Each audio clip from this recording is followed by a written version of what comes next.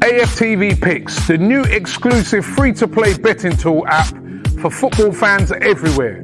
Every week, test your skills and knowledge against Robbie and the AFTV fans and stand to win prizes and cash. And wait for it, it's all free.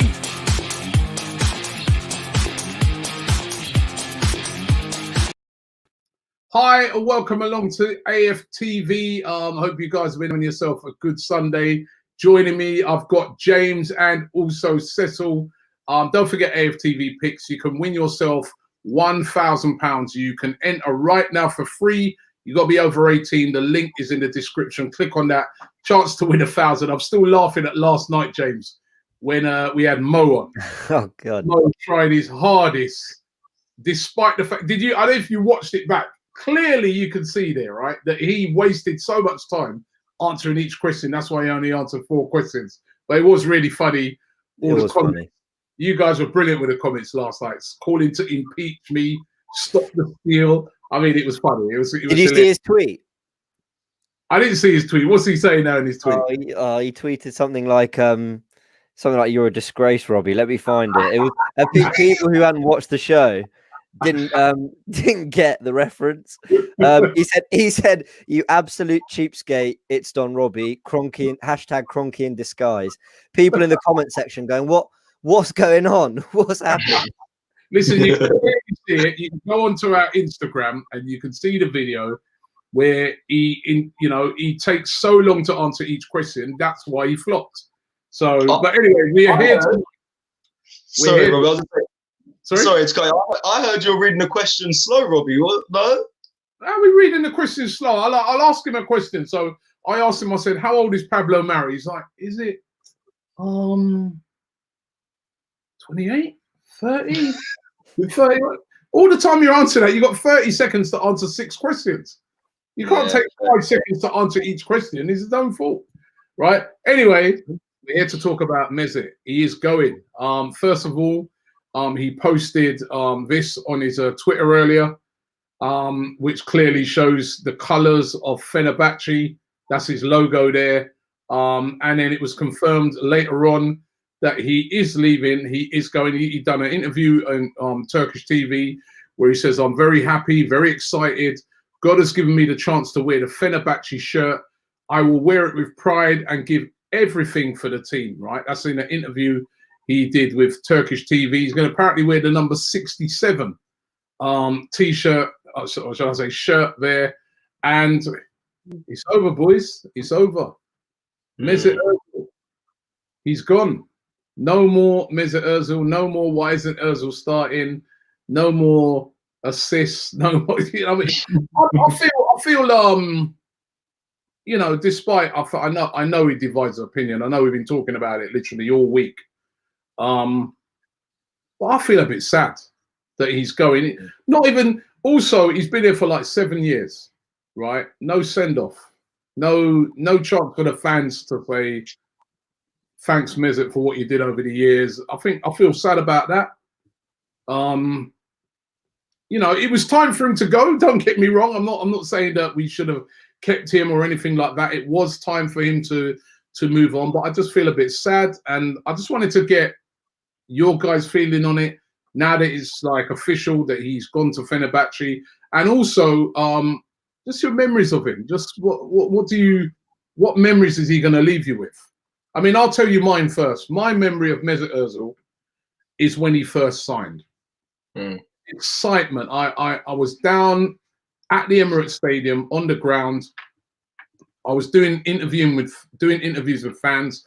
The vibe was starting to build up throughout the day because I remember at the start of the day we were getting linked heavily with Ozil, and then I had like loads of Arsenal mates and non-Arsenal mates saying, "What kind of rubbish is that? That's bullshit. No way is Mesut Ozil coming to Arsenal. That's a joke." Remember them times, he's one of the best players in the world. Yeah. And then the news broke that he signed, and there was all these youngsters from around, the Hornsey Road, Finsbury Park area. They were all down by the ground. And when the news broke, they all broke out into like spontaneous cheers and excitement. They blocked the road. They're up on the roundabout in front of the armory, chanting, singing. It was a beautiful moment, man. It was beautiful, and I'll never forget that. Being part of that, being part of reporting on that, you know, it was truly amazing. So I'm sad. I'm sad that he's going. I mean, James, what about you? The first emotion is relief, I have to say. It's been, how many times have we spoken about Ozil? Should he be in the squad? Should he not? Is he good enough? All these questions. I don't mean is he good enough as in in the way people describe Ozil, but I think sometimes people thought when we were struggling, put Ozil back in the team and he'll fix all our problems. I don't ever think that was really the case. My memories, I suppose, my best memories of him are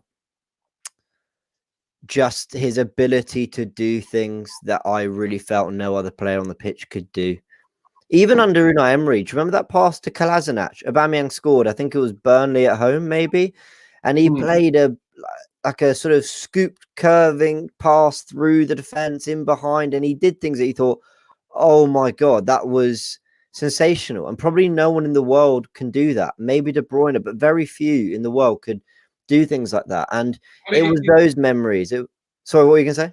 I was gonna say, and it reminds me of like when you've got that one player on the pitch. I was watching the game earlier, the Man United Liverpool game. Dead game, by the way. Oh my god! Yeah, terrible. What a dead game that was. But I was watching that game, right? And there's one player on the pitch that I was like, yo, let him have the ball, man. Just get the ball to him. Get the ball to him. And that's Thiago. Because you can see he just had that extra quality class, you know what I mean, about him. And he reminded me of Ozil. That was the same when Ozil was playing in games. It's like, I want Ozil to have the ball because he can do something special. Yeah. You know, if De Bruyne's playing, you're like, yo, give it to De Bruyne. I don't know. I'm a person, I love my football, even if it's not my team playing. I love great players. I love quality players. And that's what Ozil was. Yeah, I completely agree. And I thought he thrived when he had Sanchez on the left, when he had even Sanchez up front, when he had Cazorla behind him. That's when you saw the best of him, players on his wavelength. Because I would say that, maybe I'm being harsh, was he ever, in his 7 years at the club, was he ever our best player? Probably in those first couple years. But I think you could argue that Cazorla was as good, if not better. I think you could argue that Sanchez was better.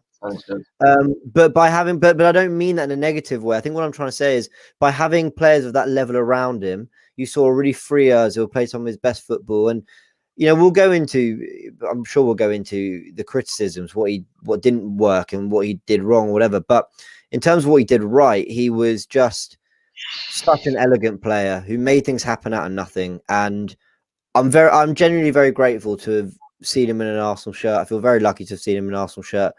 And yeah, he's a footballing legend without a doubt. Yeah. Cecil?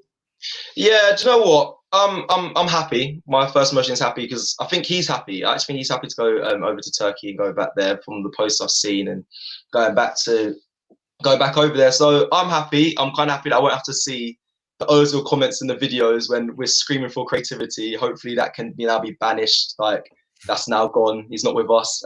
Go over to Fenerbahce fan TV, scream them. But yeah, I'm happy. But my memories really lie with us. I've said it before. Like, we used to go out before the days of the pandemic, where you could go out and enjoy yourself. And if there was a nice girl and with your boys, we'd say, let me Ozil you, let me assist you on this one. So like, yeah, man. And also, and then when it comes to footballing topics, bro, he created a way to like strike the ball. And as a striker like that, I can't do it, admittedly. Kicking the ball into the ground to get air on it to beat a goalie, I think, bro, there's no one I haven't seen really anyone replicate that to the level he did. He was a magician. And I know a lot of people say that about he might have ruined his legacy at Arsenal, but I just think overall as a midfielder in the Premier League, he's a legend. Like, he revolutionized it. The way he played, I think he revolutionized midfielders and the creativity of how good they were. Like, since like when Didier Drogba was in and everyone wanted, all the English scouting teams wanted a strong striker.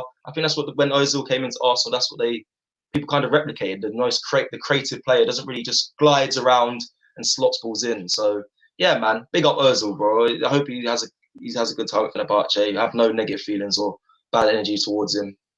Yeah, man. Have you Robbie? You muted yourself. I was going to say in the future, because you know what I've not liked. As I said, I don't like the way it's ended.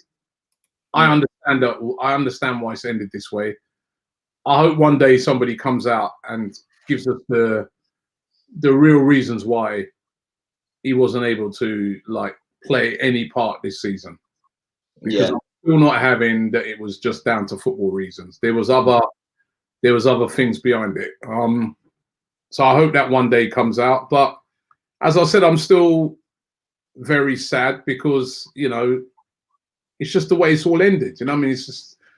It's messy. Yasir says, best of luck to Mesut Ozil for your new journey. Thanks for everything. We will always remember you and always love you. Vede 1987 says, we will miss Ozil. Via mixed on his legacy. He helped us end our trophy drought. Sad how it ended. I feel I have no closure on his era. I like that. No closure on his era, James. I think that got that, isn't it? That's a very strong but accurate way of putting it. And sorry, Vidi, you're probably not going to get it until an autobiography comes out or something, or that big first interview. Because I think if there's one thing that this current Arsenal hierarchy have tried to do is come in and just change the culture of the club. And for whatever reason, Ozil didn't survive that. And because of that, we've not got to say goodbye properly. And I'm sure that in the coming months, years, we'll find out what happened and what went on. But I think it's part of what Edu and Arteta are trying to do to change the culture of the club, personally. Just speculating, but yeah, I think what Vidi said there, big up him. That is true. Like, until we get an autobiography, like James said, we're not gonna know. We're not gonna know. So yeah, no, big up. That's true. Fresh Street says, Robbie, you're a fraud. You slate Ozil for being loyal and staying, but caught RVP Sanchez a Judas. What are you talking about? No, listen.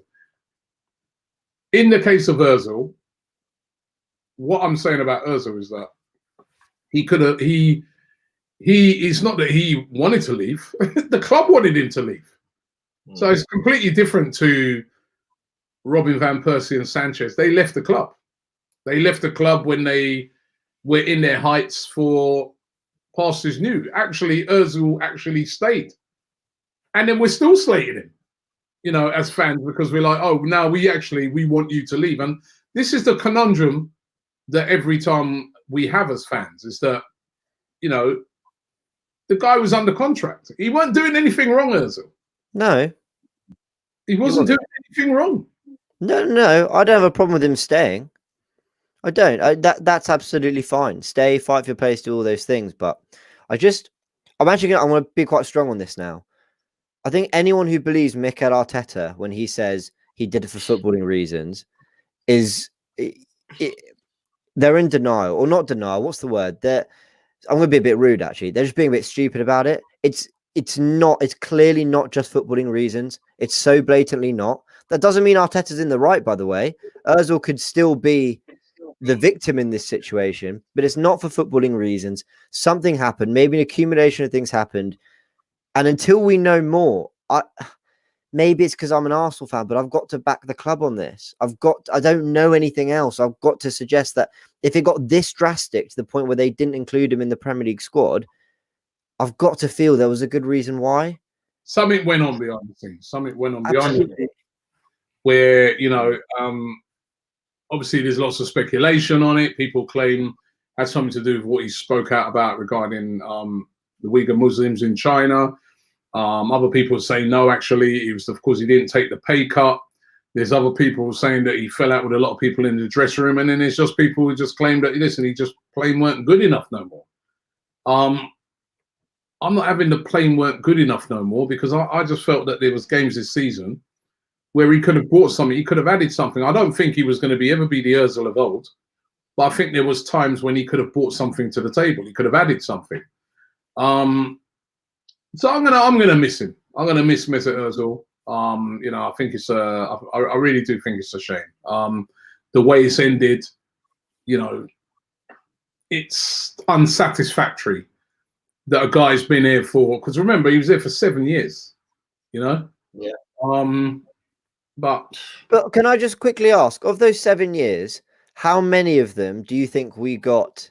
I'm not saying world-class Mesut Ozil, but a very good Mesut Ozil. For how many of those 7 years do you think we got that? By the way, this coming from a Mesut Ozil fan. I really loved him at Arsenal. I'd say 4. 2 seasons? Yeah, maybe 4. Say 4. Wow. What do you say? I said 2 seasons. 2. Wow, 2. Yeah. Bloody hell. That is like prime. Yeah. Yeah. If you look on it that way, right? So I'm saying 4. You're saying 2. What are you saying, James? Yeah, 4, maybe at best. That still shows you that it hasn't been good enough, then, isn't it? Yeah, exactly. 2. Exactly why I ask. Yeah, at least really 6 out of that 4. He frustrated me because he was so good. So you're like, yo, you should be running games. You should be running games. You know? Yeah. Do you blame? I was going to say, do you blame him for standing up for something he believes in? That's one. I know we're not going to go into political stuff, but for him standing up for what he believes in, I can't be angry at that. Whether it's not only footballing reasons, but I respect him for standing up for what he believes in. Yeah, me too. Good. No, good. Because you know what, he could have kept quiet on that. Yeah, he could have kept quiet on that, and he didn't. He's like, no, you know what, this is more important than me, my career. He would have known that he's going to get a load of stick for saying what he said, right? But he said it, and I respect. Yeah. You know, there's been sports people over the years that have stood up and said things. You know, you can look at that Colin Kaepernick in American football. Yeah. You can look at Muhammad Ali, going right back to like Muhammad Ali, and these guys that like, you know, Megan Rapinoe in football, women's football. They stand up and, you know, and sometimes they get slated for it. They get absolutely, you know, but they stand by what they stand by. No, I respect him. I respect him highly for that. Yeah.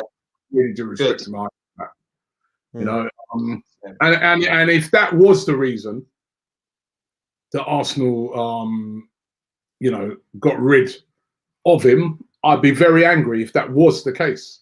Yeah, that should not be the case for getting rid of him, for him for speaking out about the Uyghur Muslims, because he has it. He has his right to speak out about it. So let's get a few more. Let's get some comments from people out there. I've been putting a load up, haven't had time to read. There's so many coming in. Lewis says Ozil pulled out of tackles. Watch Arteta cams during the games. Arteta goes mad at Ozil for doing it. No, it was footballing reasons. Arteta needs 11 off the ball, not 10. That was something that he often got very criticised for. Zidane Goat says Ozil has always been class. So, you know, and there's a lot of people backing that up. A lot of people saying that, you know, he was absolute class. And it's a sad day, I think. I don't know. It doesn't, going by the comments, not everybody's sad. Not everybody's sad, but I feel a bit sad. You look sad? Yeah, I mean, go on, James. I was more sad. I was genuinely more sad about Wilshere and Cazorla. Genuinely, I feel like I connected to them more as players. What I'll say about Ozil is the last thing is the game. You say you wanted him to run games, but I kind of think the game ran away from him.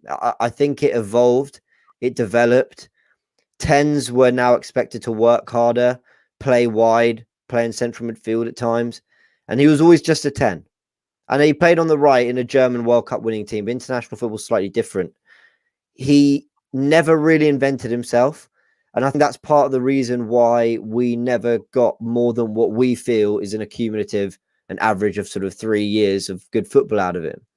And I think it moved on. And I think that has made it easier for me to not feel sad about this. Cazorla adapted. Cazorla came, he was playing on the right, on the left as a 10. Then he ended up playing as a central midfielder, one of 2 defensive midfielders with Coquelin, and he absolutely excelled. And I've kind of witnessed Ozil's decline from world class to being very good, to being kind of still good enough to start, to eventually getting to this point where he's not even in the squad anymore. And I didn't even want to see him in big away games or whatever. And maybe that's what softened the blow for me a little bit. Ozil did adapt though, James. He made a clothing line. You see that Enfield says, Enfield Gaming, who's going to replace him, guys? I have no idea. You don't replace Ozil with another prime Ozil. There's no prime Ozil out there right now. You got to get someone. We're not going to go and pull out another signing like we did in that deadline day of summer 2013. It's not going to happen. You got to hope we get someone who looks very good, has potential, and then they grow into it with us. We're not going to go and we're not going to sign De Bruyne. We're not going to sign who's Madrid's best number 10. I don't even know who's out there. Do 10s even exist anymore? Really? No, they're getting pushed out the game. They're adapting to right wing or just a midfield. You're right. Who replaces him? I mean, Robbie might probably say Isco on loan. I don't know, but listen, who knows? Who knows? What happened with all out for Grealish? Says Anthony. Well, Grealish is a good example. I'll be happy with that. I don't think that's going to happen. Be more than happy with that. I don't think it's going to happen though, and that's the thing. I don't think we can expect that as fans, personally. But do you know what I want to get in? We've got with us Matty from the Magpie channel. Matty, of course, is here because we're playing Newcastle tomorrow. So let me get you in, Matty. How you doing, first of all? Chatting, lads, how are you? Yeah, I'm good, mate. I'm good. From obviously you would have heard this news as well, right? That Mesut Ozil's left and joined Fenerbahce. I want to get your opinion on it as a fan of another club. What's your on Mesut Ozil? What's your memories of him? Mate, I wish Newcastle had got Mesut Ozil. You might not want him, or I might not want him, but we'll take him any day of the week. I think to see Ozil not playing for Arsenal this season, when I was saying to you how much you lacked a threat in the middle of the park, someone to feed the ball through, get behind the lines. You've seen it against Palace the other night. For him not being in the squad, it's just obviously behind the scenes stuff like you've been saying. But he could still get in most teams for me. He's still a top class act. Consistency is probably his problem in it, really, especially at his age now. But when he first signed for Arsenal, I couldn't believe that you signed him, because we'd seen him in playing for Germany, one of the best in the world. It was exciting times, and he was a brilliant player. So his time's up there at the club. So good luck to him in Turkey. But I think you could still use him now, and there's plenty of other teams that could. Wow! So you see that, guys, from an opposition fan there, still saying that he thinks he was still. I mean, when Ozil went away though, away from home, to say away at St James's Park, what did you used to think of those displays? Again, it's consistency in it. Like one day you take your breath away. The stuff he can do on the ball. There's only certain players in the world that are like Ozil, that are capable of that moment of magic. De Bruyne is the one you look at now, isn't it? He was like that at times, Mesut Ozil, and you used to always play a class against us at the Emirates. I remember I used to score all the time against us at the Emirates. That's probably why I'm rating him so highly. But like I say, on his day, he's remarkable. In some games, you just looked like he couldn't be Arsenal, didn't he? He looked like he didn't want to be there. Looked like he didn't want to be on the pitch. You know what he is? He's like, Shelby's a poor man's Ozil. John Joe Shelby is like, on his day, unbelievable pass. 20 games a season, can't be asked to move around the pitch. Just wants to come off, just wants to go home, have a drink. And like Ozil, like on his day, unbelievable. Most of the time, lazy as well, don't he? Yeah, and you know what? Ozil's such a big guy, right? That when I say a big player, in that you had fans that almost like they supported Ozil before Arsenal. That's how much. That's how much of a big player he was. But he's gone. He won't be playing against you lot tomorrow night. You don't need him. You don't need him. Don't worry. And Matty, the game tomorrow night. We're looking forward to it here. Obviously, we've been watching all the games going on over the weekend, and we're chomping at the bit to get our game on. We've got Newcastle. Have Newcastle been getting on since we last spoken when we had the FA Cup game? Worst ever. Like Sheffield United the other night was the worst performance I've seen in sport in Newcastle. Honestly, it was horrendous. against Sheffield United as well. It's just unbelievable, man. Brucey Ball, how negative this is. He played 8 defensive players against Sheffield United. We had Almiron on the bench, Joe Linton on the bench, Andy Carroll on the bench, Dwight Gale on the bench. He plays 2 holding midfielders and 5 at the back against Sheffield United. The team that's severely under pressure, hasn't won all season, get at them, score an early goal, game's done. Oh no, we'll just gift them the game. Silly sending off, didn't even matter. But in that game, Robbie, it genuinely was. It's the worst I've seen Newcastle play in my life. Do you reckon there'll be reaction though? Brucey reckons. Brucey in his press conference has been saying the gloves are off. Says he's had a right go at the players. And for some reason, it's took him 18 months to say that he's going to start doing things his way now. His excuse was that he was picking up Rafa Benitez's defensive foundation. Apparently now it's all going to change. We're going to see Brucey Ball at his finest, Brucey Ball 2.0, 2021. A new coming of Brucey Ball. He says he's going to go for it. He says the gloves are off. So he might play 4-4-2 tomorrow night, to be fair. He might stick Carroll up front with Wilson. He's got to do something, especially if he's going to come out and say these things. Like, but some of the stuff he's been saying in this press conference, he swore and everything. He was just saying the players were shite the other night. He was saying all these sort of things. He was like, I've got through my career as a bang average manager, but I've made a good test of it, so I'll keep on going. Like, he's completely lost it. Head's gone. Brucey's head's completely gone. He's lost the dressing room. So it's going to be really interesting to see what happens tomorrow night. All right. Well, he's going to be under a lot of pressure on James. And Cecil, you got a question for Matty? Yeah, sorry. We always do this, don't we, Cecil? Hi, Matty. Good to meet you. Good to meet you, mate. Oh, James is frozen up. Oh, can you hear me? Good. Oh, he's come back now. He's come back. Oh, that's just perfect timing, wasn't it? Sorry, just wondering, with this current group of players, what's the expectation for Newcastle fans in terms of league finish, the kind of football they should be playing? I mean, I personally think Wilson's a top player. I really like Almiron. Joe Linton, I know he gets a lot of stick, but when I watch him, he looks a handful. He looks capable of doing things. Obviously, got Jamal Lewis at left back. There's some quality there. Lascelles. What's the kind of expectation from fans?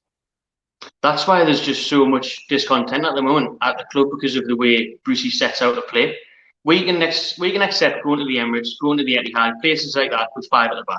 Fair enough. It'll be a good point on the road. But when you're playing, like I said, Sheffield United the other night, and his first thought is, "Ooh, I'll take a 0-0 yeah, mate." That's how can fans get behind a manager that has that philosophy? You know, it's absolutely outrageous. So, like you just said, you just listed some great players there. You know, Callum Wilson, England international. He scored 8 or 9 goals for us this season. He gets about not even 1 chance a game. It averages out on. He still scores. Joe Linton, he was £40 million. Wasn't his fault. But under Nagelsmann in the Bundesliga, he was a decent player. He was a decent player on the left-hand side. So there's got to be something in him. You've got players throughout the park there, like Isaac Hayden, ex-Gunner, is a great player every week. Solid 7 out of 8 every week. 8 out of 10, sorry. And you've got a solid defence. We know how good our defence is. Great goalkeepers in Caldolo and Martin Dubravka.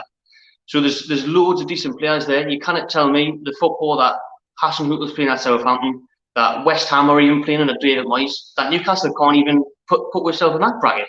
Surely we can be top 10, floating around top 10 in a good cup run. It's not like we're asking for top 4. Do you know what I mean? So, and with the squad he's got, when St. Maximin's fit, there's no reason why we can't be entertained. St. Maximin, forgot about him, yeah. Yeah, it's good football to be a player. Baller, mate. Yeah. All right. Hi, Matty. Nice to meet you, bro. I feel like I'm at like a little meeting. Hi. But I want to know, what was I going to say? So I'm looking again, I always do this, looking at the strikers, because I think Wilson up top by himself, I don't know, it's hard. I think it's just like you said, you're kind of playing so defensive. It's hard to rely on him to kind of get you the goals. I don't know, what would you want to see, like maybe a 4-4-2 with Wilson and Gale would be nice, or Wilson and Carroll. I think that'd be more effective. I don't know if there's a particular way you want to see them set up. 100%, mate. I think 4-4-2 would cause Arsenal's defences problems. It's actually how we started the season. We went to West Ham and beat them 1-2-0 with 4-4-2. Andy Carroll up top alongside Wilson. Wilson scored. Jeff Hendrick, a free from Burnley, looked unbelievable that game. I think he's had his one good game in his career. He was class on the night. He scored. 4-4-2 would cause problems. Carroll and Gale, even Dwight Gale, a little enlarged. Good old Peter Crouch and Defoe like partnership, because the defences cannot handle that kind of kind of play, especially these days. You were on about, I was listening before about a number 10 style of play kind of fade now. Brucey, dinosaur, Bruceysaurus, bring back 4-4-2, proper make bastard football, lump it up and just see what we can do, because that's the best it's going to get with him. Although we did play 4-2-3-1 towards the end of last season, and we went to like Bournemouth and these places and put 4 past them. I know Bournemouth are struggling, so it's not a great example, but we actually played decent football. Almiron behind the strikers, wingers, pace. So there's just loads of options there for Bruce just to not take them. Is so frustrating when we watch how poor we are every week. I want to ask you, Matty. Today we've been linked with a Newcastle goalkeeper, and that's Freddie Woodman. He's a 23-year-old. I know he's been out on loan at Swansea. His contract's up at the end of the season. You've got a couple of good goalkeepers in Dubravka, and also Cardalo. Freddie Woodman, what's he like? Brilliant, Robbie. Absolutely brilliant. Honestly, once he matures, he will be in the England setup. He won the Golden Glove in the England under-20s when they won the World Cup. He won the Golden Glove in that competition. He's been amazing at Swansea. I can't remember, I put his stats out this morning, but he's kept half of his games have been clean sheets pretty much. He's kept the most clean sheets in England as well across the 5 leagues. He's got the most clean sheets out of every league in England. He's a really, really great keeper, up and coming, great shot stopper. We thought he was a bit small. He's always had a bit of a small frame. He's not the tallest of goalkeepers, but he makes it up for it in agility. And he will be a Premier League player and right up there. So it will be a class signing for you if you get him. I hope you don't, but I can see us catching him because we are one of the places we are blessed is the goalkeeping department. Yeah, you've got 2 very good goalkeepers, and his contract's up at the end of the season, isn't it? So, do you think that could be something that could possibly a deal that could be done there? Because we're in need of a number 2 goalkeeper for sure. Yeah, I'd be good if you get him, because obviously Martin Dubravka is in his 30s. We've got Darla who's ready to come in, but like I say, Woodman will be in the England setup in the future. He will be a Premier League player, and not just any Premier League player. He won't just be playing for a Palace or a Brighton. I think he will be right up there. So it'll be a real coup for you, and I think you'll see how good he can get. It probably would be a really good move for him. Let's be honest. You could bet him in with Europa League football and the League football, League Cup football, and whatever.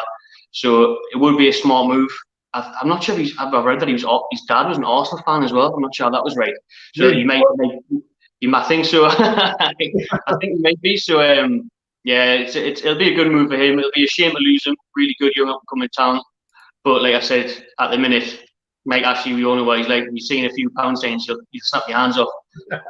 Yeah, we can give you Willian as well. We'll do like a swap deal. We'll give you Willian. Now I would take the majority of Arsenal's team with Willian. You can leave him in London, send him back to Chelsea. Yeah. Let's find out then. Give us your prediction for tomorrow's game. 1-1. I'm going to be confident. I'm probably going to be a bit daft, but I'll go 1-1. And I think the difference is that the chances that fell in the FA Cup, Andy Carroll will fall to Callum Wilson tomorrow night, and he'll bag one. Although I'm just seeing that purely off the Palace game that I watched the other night. And what Hodgson can do, Bruce can do. Banks of players, hard to break down. Nick a goal, see what happens. It'll be that, or like Arsenal will turn up. You'll have the best team of your season. You'll win 4-0. It'll be one of the 2. I don't think it'll be 1-0 or 2-0 either way, like the cup was the other week. Okay, well, listen, Matty, thank you very much for coming on. Remind everybody of your channel again before you go.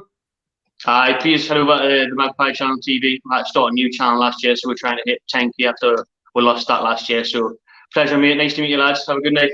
Yeah, no, we'll catch up tomorrow. Yeah, definitely after the game. 100%. See you there. Cheers. That's Matty there from the Magpie Channel. He's thinking they could nick a. He's going for a draw there, isn't he? He's thinking they can nick a. It's going to be a tight game. We know that it's going to be a difficult game. Newcastle, like what he says, isn't it? They're going to set up in a similar way to what Palace did. Palace got a good point, and Steve Bruce coming to the Emirates, if he gets a draw, he'll be looking at as a great point, won't he? Yeah. What's your score prediction, guys? Like, have you thought about it yet, James and Robbie? Because I'm going 2-0 to Arsenal. We have to turn up in that game. That is a must-win game for Arsenal. Must-win game, and and the fact that hopefully Kieran Tierney will be fit for the game. Yeah. I was reading that they might do a late fitness test, but I'm hearing he's fit.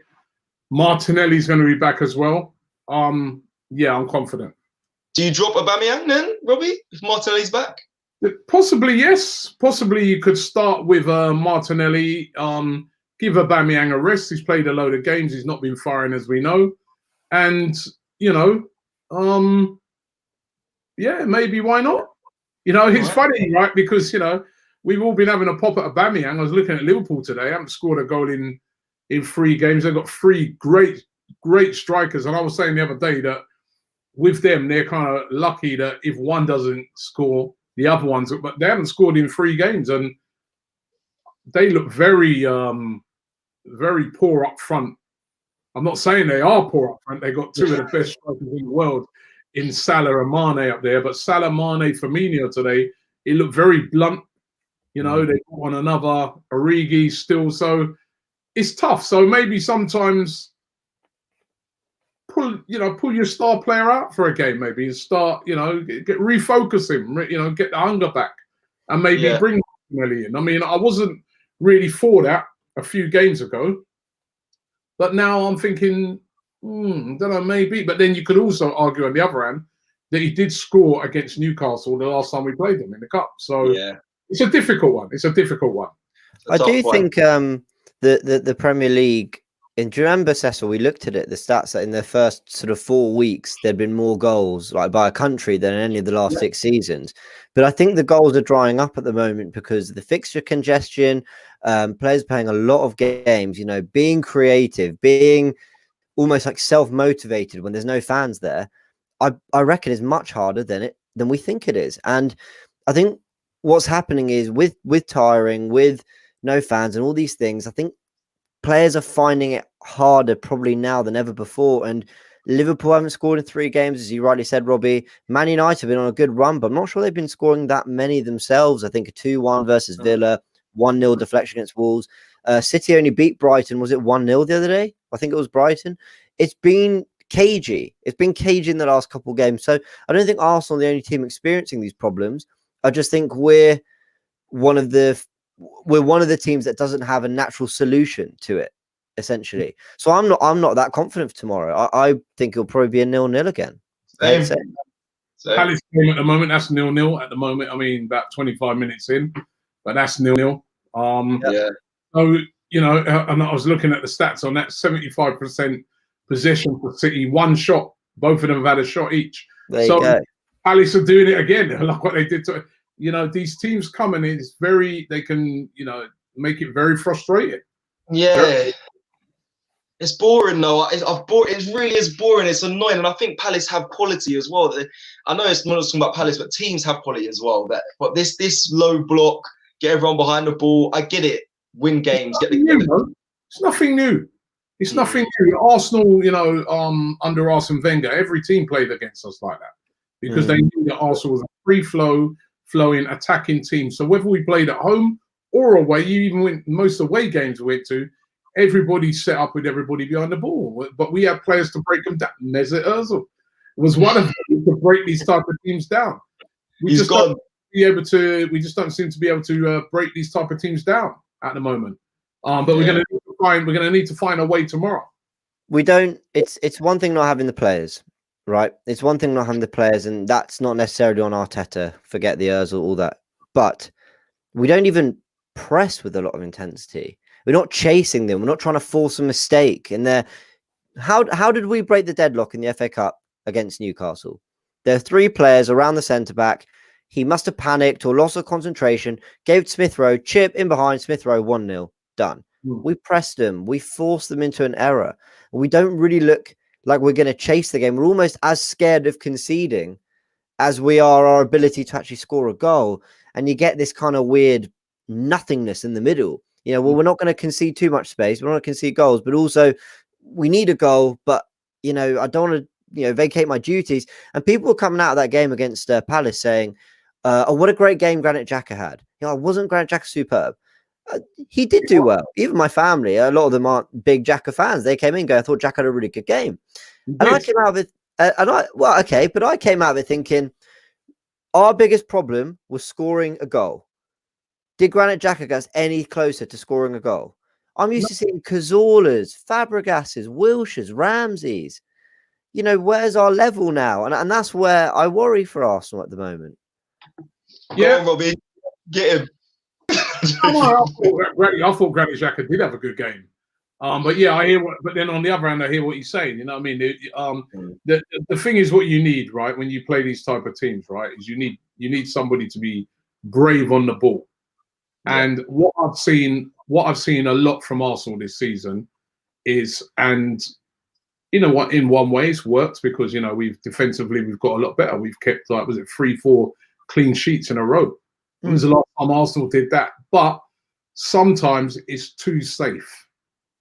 Someone gets the ball, instead of taking a player on, they look back and pass it back in midfield and just keep it rolling and just keep it safe. They're scared to give the ball away. They're scared that they might go and take a player on, and if they go and take a player on, they lose the ball and we get done on the counter-attack. It seemed that way when we was playing against Palace. So we're going to need more bravery tomorrow. And that's what the youngsters bring. That's why they've been the game changers, because they're the ones that bring the bravery. So, yeah, I mean, listen, we're going to have to be brave tomorrow, but I fancy this. I think after that game, we've had the warm-up for it. Yeah. In playing, you know, first of all, in playing Newcastle in the FA Cup, and then in playing Palace. So we've had two of the same type of teams in a row. So we know what's going to be. I mean, I know Matty's saying that Steve Bruce saying he's going to go for it and stuff like that. I can't see that, right? So we know what's coming, don't we? So, you know, yeah, I fancy us tomorrow. Yeah, listen, I've said this. I said this is an important game, and obviously every game is important. But the games after this, United, got Southampton, like we've got Wolves again. Like we've got a run that you wouldn't say is favourable for us. So, listen, we need to. Huh? Why? Well, you sound like Ty. United. Oh, hold on, listen. Why? Here we go. Obviously, this is. I agree with you. We've got to win this game. Southampton away is going to be a very difficult game, but it's not an impossible. It's not. You know, it's not going to Man City. Oh, it's not a game we can't win. Wolves. Have you seen Wolves? They're on a terrible run. I mean, their manager is under really pressure. cool. Talking about they might get rid of him because you know they lost again at the weekend. So they lost to West Brom. Same team we kicked up, and everyone was saying, it's only West Brom. They lost to West Brom. Yeah. And Man United, as we know, they're flying high, but we've got a good record against United, Owen. So I still think that there's games, if we can get that win against Newcastle, get the confidence up. I think there's a few games there that they're not easy games, but they're not the worst games in the world either coming up. It's not like early on in the season when it was like City away, Liverpool away. You know what I mean? Yeah. We had a little run like that, Tottenham away. You know what I mean? We've played a lot of those teams away from home. I don't know if you've noticed. We played Man United, Man City, Liverpool, and Tottenham away. We've done all of them away already. So, and I think we suit playing a Southampton and a Wolves more. You know, you turn up, they probably fancy themselves. They think, Arsenal, it's not the old Arsenal. Let's play our way. And actually, a bit more open game, I think, suits us a bit more. And that is exactly why I would not be surprised if we draw this 0-0 and then go beat Southampton, Man United, and Wolves. It wouldn't surprise me. Okay. I'd rather we better win tomorrow. Yeah. I don't want to be going into those games on the back of a 0-0 draw or a loss to Newcastle. That'd be disastrous. But let's we're coming towards the end of the show. I want to get your guys' predictions. So Cecil, you first. Yeah, I think James said it as well. I think it's going to be a 0-0, Robbie. If you guys haven't watched it, well, you won't. You hasn't come out yet. When you guys will watch it, our stats preview show of the game, we kind of break things down. And we're going to have a pre-match build-up show as well. We're going to break down why we kind of think. I don't know if James also agrees it's going to be a 0-0, but I think it's going to be 0-0 because listen, they score and they concede Newcastle normally in the latter stages of the games. Same with us actually as well. So I just think it's gonna be a deadlock, same as kind of last time. But I think it's gonna be harder for us to break down this time against them. So yeah, 0-0. I said 0-0 like a minute ago, but then do you know what? After listening to Matty and how difficult they're finding it, and he says the players, Bruce has lost the dressing room and all that, I think we might nick it 1-0. Yeah, I'll go with that. Okay, Sabari's going with the same as you. I am going for 2-0. I think Arsenal will turn up tomorrow. I think, you know, we've played a couple of these teams in the last few games. We know what's coming, and I fancy us to do it. Thanks to you guys, of course. The news, in case you hasn't heard it as an Arsenal fan, is Mesut Ozil signed for Fenerbahce. He's no longer an Arsenal player. We wish him all the best in the future. In the comments, I would love to hear from you guys, your memories of Mesut Ozil, whether you think it's a big loss or whether you think it was the right time. Anything you've got to say about Mesut Ozil, would love to hear from you guys in the comments. And don't forget AFTV Picks. You can win yourself £1,000. The link is in the description. Get involved with that right now. And of course, we are going to be back tomorrow. As the guy said, I'll be back in the morning with Transfer Daily. And then tomorrow evening, we've got the build-up, the starting 11, and the watch-along, and then also Pippa and Charlene afterwards taking all of your messages where we get into how the game panned out. And let's hope for a win. Arsenal taking on Newcastle tomorrow night at 8 o'clock UK time. Thanks for watching the show. Enjoy the rest of your weekend, and I will see you tomorrow.